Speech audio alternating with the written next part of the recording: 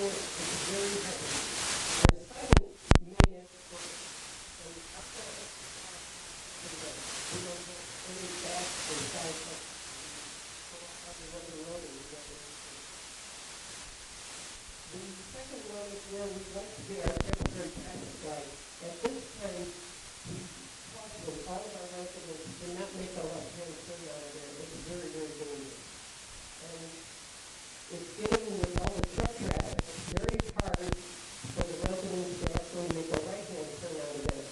We share that gate with a public golf course, and the golf course has a restaurant called the Links, where we get a lot of traffic going into the Links. At times they have weddings and big parties there. So that all of that traffic exits at that location, and so we feel that getting a temporary traffic light there was really, really helpful. And we thank anybody that is willing to side with us. Thank you.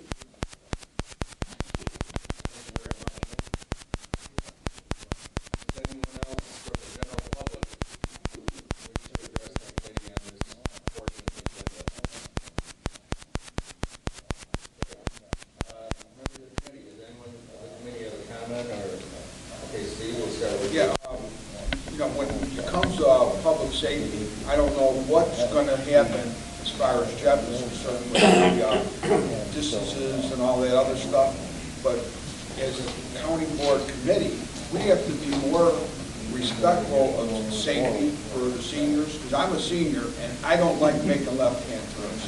I have to go way out of my way because of the raised barrier meetings. Now these poor people are coming out and they can't, they're older than me. You know, so it's not prudent for us to try and impede their access to another road. So that's really important. And we're going to find that as our county grows, some of our rules for roads are going to have to change because there's an economic development thing involved too, like that one on 135th Street. So we have to learn to try to work with the group and make things work rather than just say no.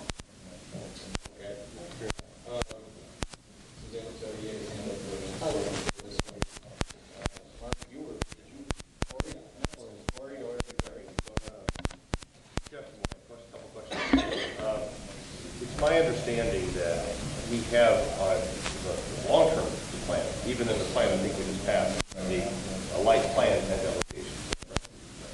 Actually, we have a phase 1 study going on right now. Where you put the airport to construct that and widen it. And in that study, we analyzed all the existing intersections along that corridor for traffic signalization. And this signal was not warranted for a signal. Did not meet the warrant. It counted in 2015. But with, and that's in the 2040 condition. Now, obviously, if something happens on the other side, and something happens, that can change things. okay, but I understand it wasn't warranted as when the study was done at that time. But was the study conducted given the current condition that it relates to construction in the area, or the way traffic has moved because of Well, all the traffic was studied in 2015, and that's what design is being based on. So there has been a study since then. Now we have talked to Senator Roustas and County Board Member Elias, and I believe he's going to go back to the association if they're wanting to give us a new count and something changed. That might be something we're looking at. But based on the accounts we received in 2015, they didn't even meet half of the ones. The threshold for volume is half. Okay. And that was in the 2040 projected condition, not even existing. Well, So those are the facts. well, you know how I feel about it, because we've had this discussion about a number of different locations for many years. Probably the one that stands out the most is 80th Avenue, Laraway Road in Frankfurt. When we did the study originally, it didn't meet the warrant. It just didn't. There's hardly any traffic there on any scale most of the day. However, in the morning when school is starting, and in the evening when school is ending, or when there are events at the park, you know, because that's a big center for youth sports and activities on weekends. The counts were through the roof. Averaged out, it just wasn't there. However, we put the light up because we had a discussion about the reality of the way traffic moves at that site versus warrants and versus the study. And we wound up doing the improvement. I think the same thing would be applicable here. I agree with Mr. Carrolon that it's necessary. I agree with many members of this committee that it's necessary.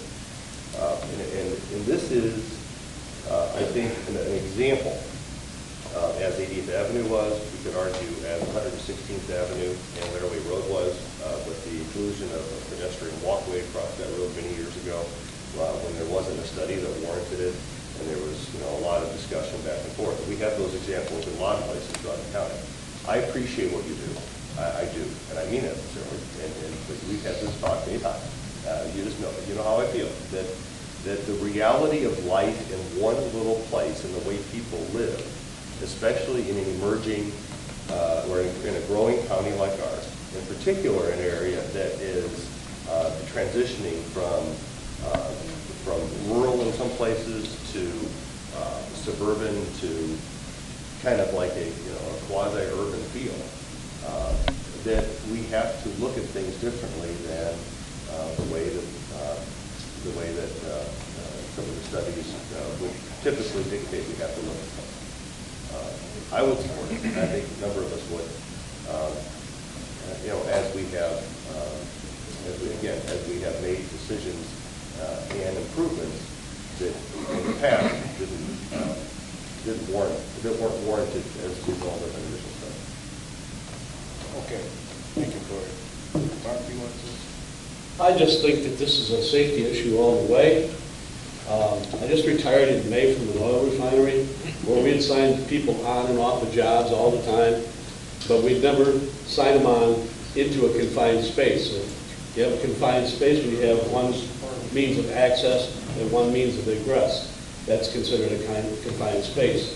And I would never want to be in favor of having residents stuck in a confined space, especially with emergencies. Nobody talked about emergency vehicle traffic, but they have an awful lot of ambulance calls that go out to that place with older or elderly residents. So I think it's very important that we get this temporary light for the construction project at the south entrance of Carrolon. Thank you, Mark. I don't think there's anyone in this room that would not agree about the whole safety issue. And it's not just for seniors, the families coming in, it's the whole package. My question, I have a couple questions. One, has there been any question of like alternative route to go into like the other light? Only because I'm getting really good at kind of going around this construction trip as we have in my neighborhood and not to even touch it. So I just didn't know if there was some alternative way we can get them out during the construction that would not completely, and maybe it would be a couple streets, but not too far out. Well, this question of signalization in South Carolina has come up a couple of times. I've been in 2 meetings in the past couple of years, public hearings, where this question has come up and it's been asked. And at both of those meetings we related, well, there is the North Carolina access, which was mentioned earlier, that actually is a ring road that connects it directly to it, and it's a mile north of here. So in considering that during construction, why go to the South Carolina access when you go to the North Carolina access, which just actually takes you 1 mile through the construction zone? You're bypassing 1 mile of the construction zone by going to North Carolina. So that seems like a reasonable construction access. Now there is another access halfway in between. I don't think it's quite as accessible as the North and South Carolina, but the residents can't use that. So there are 2 other signalized access points to the facility. And the one would actually immediately kind of get you around the construction, at least a mile of it. So you would have just a small portion. Okay. And that's kind of what I think about. The other question I have is that when I was talking and said, right now it's kind of hard to turn left. And there's no construction. There's nothing that's out there. So is this temporary light is going to be then asked to be a permanent light? And is there maybe warrant for us to have another study since it's been a few years. I mean, they're just so, that was another concern. I know we keep saying temporary, but now if it's an issue even now kind of coming out of the Carrolon taking the left. Well, if we were to consider signalization temporary or permanent, temporary often becomes permanent in this day and age.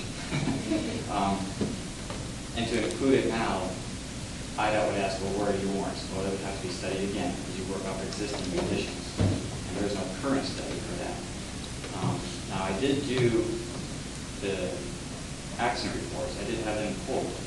And in the last 3 years, there have been 0 accidents at that intersection. There was one 100 feet north, but totally unrelated to the intersection. So there have been no accidents, so that warrant cannot be used. IDOT would ask us, what are your warrants to include in the project? And if we can't present that, I believe they would say no, but the question could be asked. Now, obviously, when the next development comes on the other side of the road, they will do their own traffic analysis, and more than likely, the signal will go in at that time. Just the development seems to point that direction. Not guaranteeing it, but it could point that direction. But that is a private benefit. They would do the study, they would do the cost of the signal and everything, just as Carrolon is a private community. It's not a public street. Any signal that would go in there would not be under the cost of the county. So for us to do this study isn't really in line for us to do it either because it's a private benefit. So being a private road, it really falls on them to show that it's warranted. So the Carrolon would have to do, they have to say, okay, that's very interesting. I didn't realize that. Thank you, Jeff. Is there anyone outside of the committee that wishes to address the committee on this issue? Mr. Moose is here first. I'll just make a couple of comments. As a person who is considered a senior and as a member of the right-hand turn club, we avoid left-hand turns at all costs because we don't quite have maybe the reflexes, we don't have the eyesight that we once had, and we just don't feel any perhaps comfortable making left-hand turns as we once did. But here's I think the question. Is it a matter of convenience or is it a matter of safety? Is the control access or controlled intersection, is it a reasonable place for people to go? If you're asking people, if the folks that come from the furthest point travel an additional mile, is that unreasonable if they feel uncomfortable going to a intersection that is not signalized? I can tell you, for someone who prefers to either go to a signalized intersection or a person who prefers to make right-hand turns, it would not be inconvenient for me if I felt uncomfortable at an intersection to travel another mile. Just wouldn't. So I really do believe we have to look at the safety issue, but is it really a safety issue or is it a convenience issue? Now, I do think there's other properties on the other side of Weber Road that will eventually develop, and then it would probably require a signalized intersection that the developer would pay for. So that's the question I ask myself. Is it really safety you're talking about, or is it convenient? Because somebody doesn't want to go a half mile further down the road. I was also told when the former county engineer was here that this potentially, and Jeff, maybe you want to comment on this. I did talk to Bruce Gould when he was county engineer, and he suggested to me that light could potentially be a hazard for the workers. That he thought that it create maybe a more dangerous situation for the workers. I don't know why he said that. I don't know why it would be. Maybe Jeff can explain that, because I never asked him to go into detail. There was a worker safety issue with that temporary signalization. So, and we all know that road construction workers have a dangerous job because it's constantly changing. Maybe they're not paying attention. People who are driving vehicles aren't paying attention. So I don't know if Jeff wants to make a comment on that. But I think you really truly have to ask, is it convenience or is safety. And I have talked to Mr. Clytus. I do think if you're going to consider it, then let's do another traffic study there. Let's get a cop there to see exactly maybe what it might be.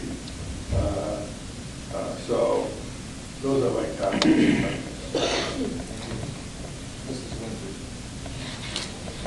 Thank you, John. And I'm just curious, I hear all the information coming out, and some of it sounds like maybe residents don't have it. So I'm wondering if a forum has happened at Carrolon, where our traffic department goes there and talks to them about what the conditions are for putting the light in, about the responsibility for Carrolon to do the study and to arrange for that, so that we have a clear understanding of how a light might happen. Thank you. Mr. Walsh. Thank you, Mr. Chairman.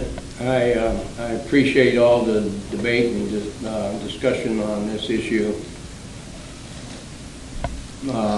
Weber Road is probably one of our most traveled roads and commercialized roads that we have in the county.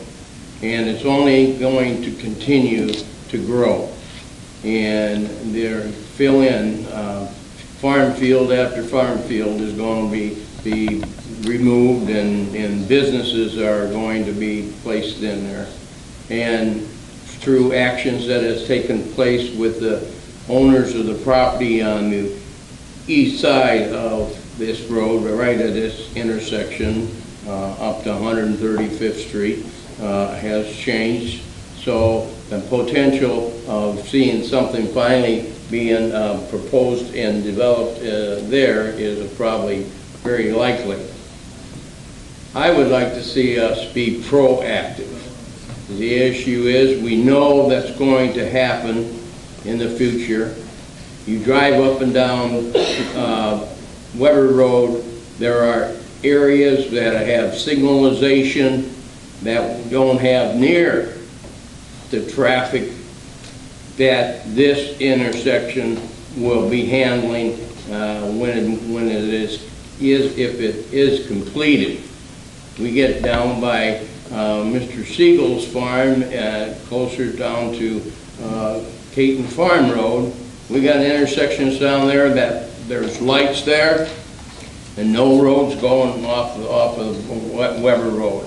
There's going to be an intersection there in the future, but there's lights there, signals there, and not have any roads going to any place. So this would not be unique, that placing a signal at this area at this time for this situation. And we're going to be busy on Weber Road for over 2 years probably in construction, and if it's going to be the main entrance and exit out of Carrolon, I don't want to do studies to see how many people are killed at an intersection before we justify the building creating of signalization for them. So I think the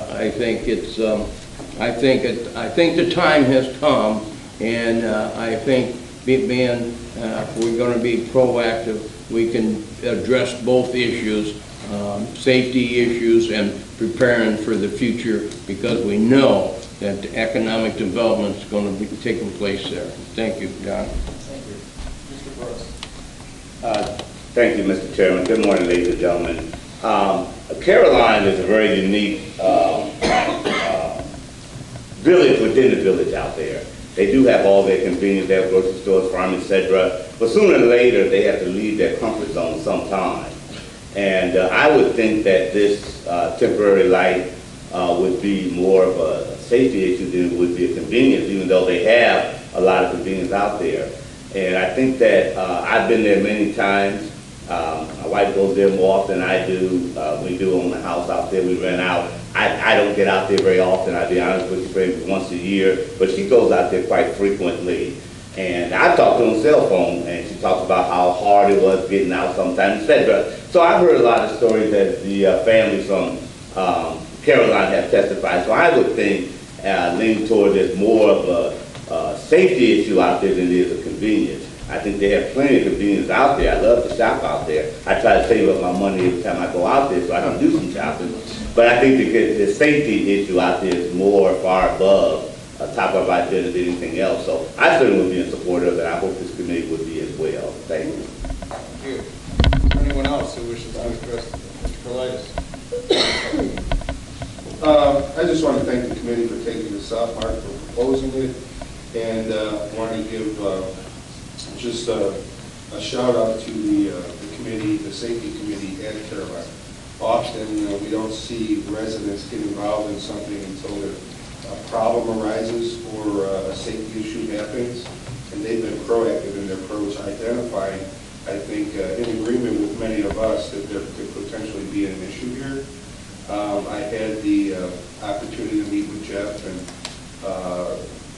Mr. Mustis and talk to some other board members, and there's some dynamics in play in this. I understand there is a safety versus convenience issue, but as in anything, when we approach a safety versus convenience, I'm looking at the new counts that we discussed as well as meeting the warrants, and is it a convenience to meet those requirements, so we don't want to step outside our standard tradition in applying something like this, or can we actually look towards something like safety and approach it in that way? In this case, I think we should. I think we should move forward with it. I would ask you guys to vote in approval of this. Another thing I did want to mention is when we talk about a second light, we're not asking something so far out of the ordinary. I mean, we're talking about new development and a light being targeted for that location anyhow. So all you're doing is taking an approach a year or two ahead of time, or maybe 3 years ahead of time, but you're also doing it in the construction season there. So when it was mentioned that possibly, does a temporary light, it'll become a full-time light, well, that's a distinct possibility, because it's already targeted for a potential light. So I really don't see a risk in strongly considering fulfilling the request of the community to consider this light. So with that being said, I would just encourage you guys to say yes for further discussion on this matter. Thank you. Mr. Bellish. Yeah, in Homer Glen, on Bell Road, which is a county road, there's a senior center. And that senior center has a red light, and then less than a quarter mile away is another red light, so they have two ways to get in and out. Now, my understanding of the Constitution is equal protection under the law. And if you're going to allow that for over 5 years, probably about 10 years, I'm sure your whatever studies and warrants you waste money on, as far as determining what's safe and what isn't, that was okay. And now something where you got 2,100 residents isn't going to match it. And I think there's 36 apartments for that senior center, and they got exactly what this project was talking about, putting that light up. So, I mean, I think it's a waste of money a lot of times to go out and have a study and all this other stuff when you can just go there and you look at it and go, you know what, this isn't safe in the morning, or this isn't safe in the afternoon, and there's no traffic in the day. So what do? We let someone die because it doesn't have the right number of cars coming through? I agree with what Larry said.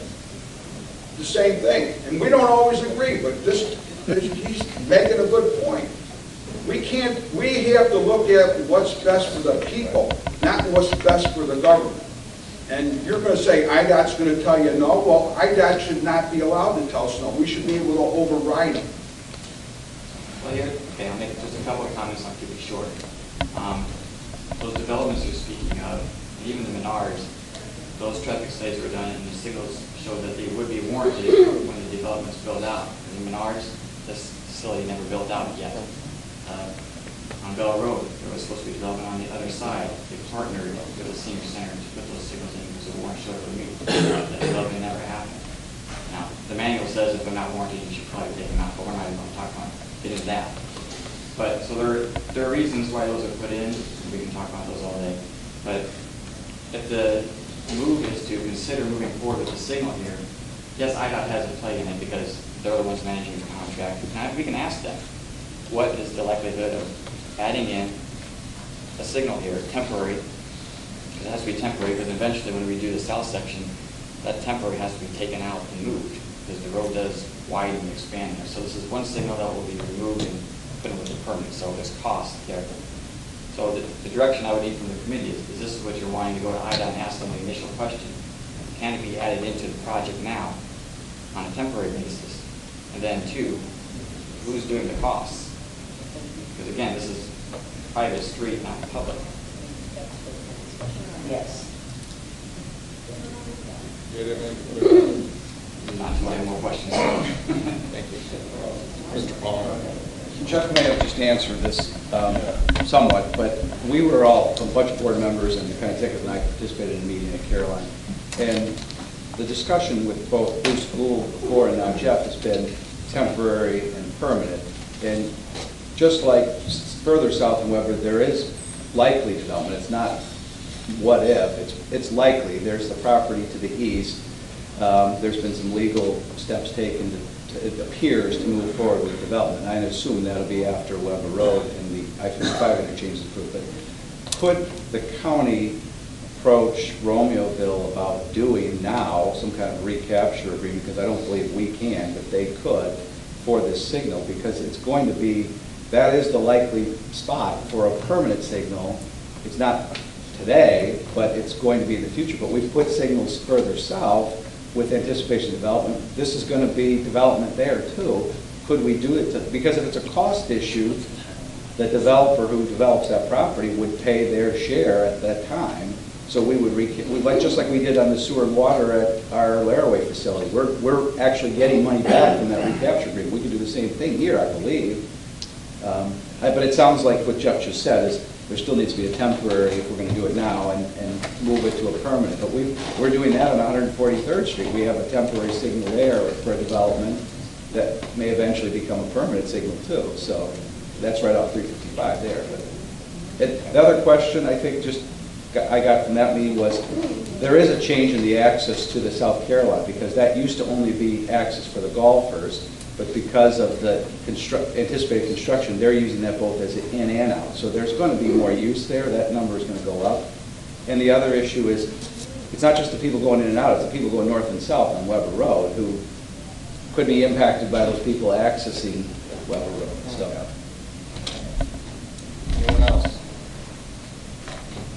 Well, I think, Corey, you made an excellent point. My own view, I share your view, by the way. I join you. You said that the public drives this every day. Your analogy to 80th Avenue. And we've seen this in other areas of the county. I've seen it in my own district. But in this case, we have 2,100 residences, over 3,000 residents who drive this. And as Corey pointed out, they drive it every day. In my opinion, it's not too much to ask of the county board to do a temporary signal. I really don't think it's, given public safety, that it's, in my opinion, too much to ask. Generally speaking, elected officials want to be responsive to their constituents.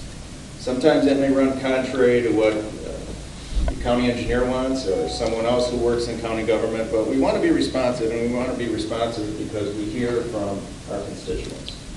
I think this is a good example of that. So I think perhaps the proper way to move forward, although we cannot take a formal vote on this today, is perhaps to instruct the state's attorney to bring forward a resolution for a temporary signal at our next meeting. And eventually this will work its way to the county board, and it can be voted upon affirmatively or negatively.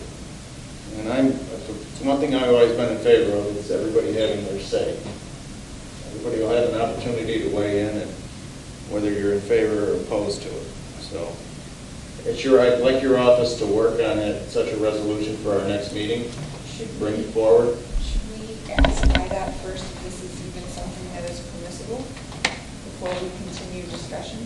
From my reading of the committee, it's the pleasure of the committee if they'd like to see this drafted and presented to IDOT. And then IDOT can make a determination. But I don't think we want to beg IDOT before we do something. We want to make sure that it's known to IDOT, that it's the consensus of the committee and hopefully the county board, in my opinion, that we want to move forward with this temporary signal. Okay? So if you can put that in proper form next month, we'll take it up. Is there anyone else? All right. We'll move on. New business. First resolution is confirming award of contract to P.T. Farrell, led on June 19th, Hoff Road from Illinois 53 to Wabanzi Glacial Trail, District 6. So moved. Second. Moved and second. Questions? All in favor? Aye. Opposed? Motion carries. 2, improvement by the by the county under the Illinois Highway Code for Hoff Road, County Board District 6, using MFT funds. So moved. Second. All in favor? Aye. Opposed? Motion carries. 3, informing an award of contract to deconstruction led on June 19th, Briggs Street over Spring Creek tributary, County Board 8. Second. Second. Questions? All in favor? Aye. Opposed? Carries. 4, improvement by the county under the Illinois Highway Code for Briggs Street, County Board District 8, MFT funds. Second. All in favor? Aye. Opposed? Motion carries. 5, confirming an award of contract to P.T. Farrell Construction led on June 19th, Joliet Road District Overlay, County Board District 8. So moved. Moved in second. Questions? All in favor? Aye. Motion carries. 6, confirming an award of contract deconstruction led on June 19th, Shanahan Road District, Canal Road Drainage Improvements, County Board District 6. Second. Moved in second. Questions? All in favor? Aye. Opposed? Motion carries. 7, confirming award of contract to deconstruction led on June 19th, Jackson Road District, Rowell Road Bridge over Jackson Creek, County Board District 6. Moved in second. Questions? All in favor? Aye. Opposed? Motion carries.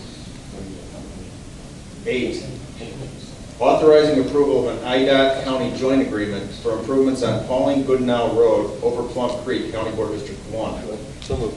Second. Moved in second. Questions? All in favor? Aye. Opposed? Motion carries. 9, contribution by Jacobs Field LLC for roadway improvements at the intersection of Blairway Road and Galva Road, County Board District 12. Moved in second. Questions? All in favor? Aye. Opposed? Motion carries. 10, resolution granting ingress and egress for variance for Jacobs Field subdivision on Galva Road, County Board District 12. Second. Moved in second. All in favor? Aye. Opposed? Motion carries. 11, authorizing an agreement between the County of Will and Northern Illinois Gas Company, doing business as Nicor Gas Company, for reimbursement for relocated facilities at the intersection of Blairway and Cedar Roads, County Board District 12. Moved. Second by Steve. Question, Mr. Singer? Jeff, is that for the gas station that's being proposed at Cedar and Maryland? It doesn't have anything to do with the gas station, it's strictly for the roadway improvements All right. itself. Okay. Thank you. All in favor? Aye. Opposed? Motion carries. 12, authorizing the Will County State's Attorney to proceed with condemnation cases regarding the county's improvements at Mills Road and Brick Street, County Board District 8. Second. Moved in second. Questions? All in favor? Aye. Motion carries. 13, authorizing approval of the establishment of an altered speed zone 551, County Board District 12. Second. Moved in second. Questions? All in favor? Aye. Opposed? Motion carries. Our next item is the Director of Transportation discussion. Jeff, do you have anything? Yes, I only have one item. Just for an informational item, on 135th Street, the construction is ongoing for those of you who travel through that area. IDOT is also doing a bridge reconstruction on Route 171. You've probably seen that as well. As part of that reconstruction, they're going to move the traffic over to the other side of the bridge. As part of that, they have to close 135th Street for a 2-month period, probably starting mid-next month. There will be a marked detour, so just to make you guys aware that there will be a closure, not on our part, on IDOT's part, but it does facilitate getting that IDOT project done. That's all I have. What's the continuing situation, it seems, from time to time with Brandon Road and Bridge and all that? Just seems like it just periodically. The structure, the IDOT structure has issues from time to time, and things fail, parts fail, and it's just a matter of acquiring. From what we're told from IDOT, it always has to do with the acquiring of replacement parts. The structure is old, so those items are not necessarily on the shelf, ready to go, so they have to manufacture those items, and they take time. It just seems we have so many bridges in this area that are old, that deserve to be, no, they don't deserve to be replaced. There needs to be an alternative, really, to have over high level things that, long-term planning, a lot of funding, but it just seems like that's the only way you're going to ever alleviate that situation, because it's constantly going to be parts replacement at this, and that's not all county. I mean, it's city of Joliet or other locations. It just seems to be a continual battle with these old bridges. You know, I mean, it's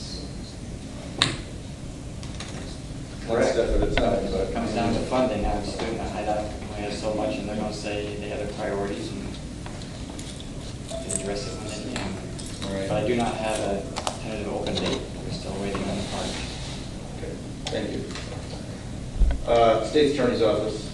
We don't have anything that needs to be discussed. We'd obviously be open to responding to any questions anyone may have.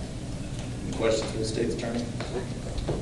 Moving on, monthly work reports. Ray, anything you want to state today? You have a copy of our work report in your packet, and if there are any questions, it'll be available an hour after the meeting.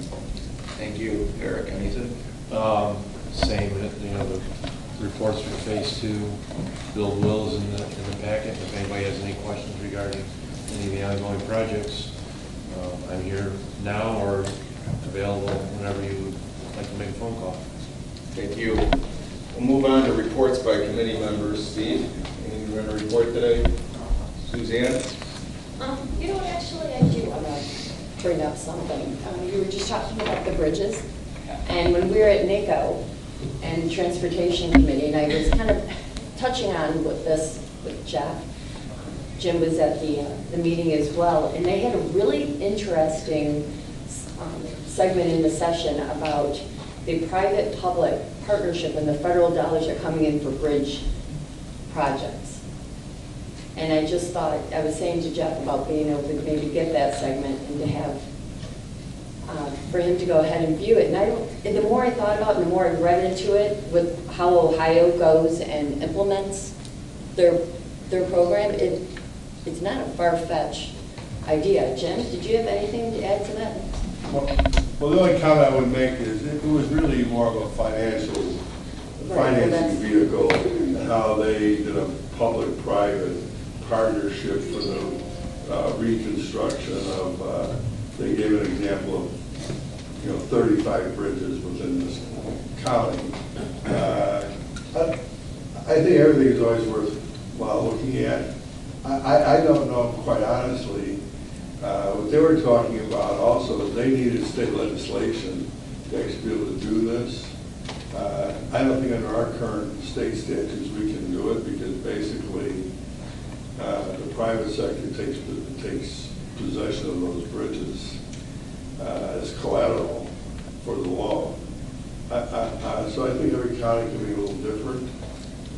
Certainly I think that if given the opportunity where there's matches, we certainly have the ability to maybe shift from road projects to bridge projects if there's some opportunity there. But I still think it's worth looking at innovative ways of perhaps getting things accomplished. And by the way, they didn't toll the bridge. I don't want anybody to think it came out of their general revenue. It is federal dollars. But it was, so a little different. I don't believe the state statutes here would be changed. And they were basically talking about going to the states to get statutes changed, to give us more options and how we might want to move forward on bridges. And they talk specifically bridges. And as we drove through Ohio, we were mentioning, even way before we sat down at the session, how beautiful their bridges were, and how accessible, and how nice and organized, and then also we sit down, they had this session. It was interesting how they did that with the private and the getting these federal dollars. And like you said, it would be changed by the I'm sorry, Jim, do you have something else? Yeah, if I can just make one more comment. You know, I know that, Jeff, you have in your department all the analysis of bridges, deficiencies perhaps in bridges, and when maybe bridges should be replaced. But I'm not sure, and if I'm incorrect here, correct me, I'm not sure that we've actually put a bridge program together. And if I did take something away from NACO, it was that they actually put a bridge program together. We put the Build Will program together. We have focused, I think, and in there, I'm sure there's some bridges that have been done through Build Will. But if we actually specifically have a bridge program where we would say, and I'm sure Jeff, you have a lot of this, there were bridges, in the example in Ohio, they said, well, this bridge has to be replaced. But in most cases, it was repairing and maybe kind of shoring up bridges to maybe take a different, maybe they would change a little bit structurally, to take a little more weight or whatever. But it wasn't like they knocked down every bridge. And the other thing that I thought was interesting is that really on average, they wound up spending like $3-4 million on average on a bridge. So, Don, I think that we should do a separate bridge program. Now, how it gets funded in the future, we'll have to address that. But hey, here's a bridge program, and it's not one that's reactive. It's how we're going to rebuild all our bridges. I know we react to bridges that are failing. Either we repair them or close them. But certainly I'd like us to get away from that. So that's just, kind of my thoughts so I kind of took away from the Transportation Committee and NACO. And it was an impressive segment, as I said. So clearly, when Jim and I just went on for 10 minutes of it, it was a very impressive segment of that. And I know I reached out to NACO when I got back, and we could get that to be able for your viewing to hear the speakers that came in. Right, I appreciate what you have all said, and the numbers are staggering when you hear about the bridges that are deficient. But I would like to point out, as far as a bridge program, there's no formal program. However, in our 5-year plan, you'll see bridge improvements. There's 3 listed, and really our system, we look at our bridges every year or 2 years, and these are the only 3 bridges that are deficient and we're taking care of. So on the county highway system, bridges were in good shape because we're addressing the issues we have now. A bridge program would be needed if we had a whole list of them, and we're just funding can't do it. But we're fortunate to be able to handle that. So this county system, we're doing pretty well. The other municipalities and IDOT, they have a lot bigger. In my comments previous, I made, just for clarity, we're not directed at the county bridge program, because I know how you and Bruce have done that, but really what's IDOT, if you will, is jurisdiction over, but that impacts our county roads. It does. Right. Okay? And, we can't put forward a bridge program for IDOT, but I understand to Mr. Mustas's point that he wants to be proactive on Will County bridges. So perhaps, maybe we can focus in a little harder on at least those 3 bridges and what's in the future. Come back to the committee and, maybe we can have this discussion strictly on bridges and where we go from here, okay? Jim, what do you think of that, huh? Yeah, I think it's a good idea. The only other thing I would mention is that it's good to hear, Jeff, that our bridges are in really pretty good shape on the county system. And I'm not sure exactly, and I know the townships have steadily improved their bridges over a long period of time. But I still think it would be worthwhile just separating bridges for review every year. Maybe it's not quite I would still, even if it's just 3 bridges, I would say it's a bridge program. For us, the 3 bridges are our program. what I think that does is it enables us to focus a little bit more on bridges as a separate project list versus us having it kind of glazed over or in an overall road program. I know you do that, but I'm suggesting that maybe formalize it with the committee and the board a little bit more, maybe where you would give an annual review on just bridges. Say, here's our bridge program, and Jeff, the bridge program can be a 2040 plan. I mean, it's not to say that you're talking about, here are 3 bridges perhaps that need immediate attention. But even if it's a replacement that's 20 years down the road, I think it's still part of a bridge program. There's a short-term program, there's a long-term program. And I certainly think when we look very long-term, it gives the board the ability to perhaps start reserving for bridges within the budget. And perhaps that's another area that we would look at from a budgetary standpoint, that do we start reserving for replacing bridges as a long-term goal? I don't think it's like we do it immediately, but if we do it as a long-term goal, you know, we'll maybe have that money 20 years from now to be able to replace that bridge.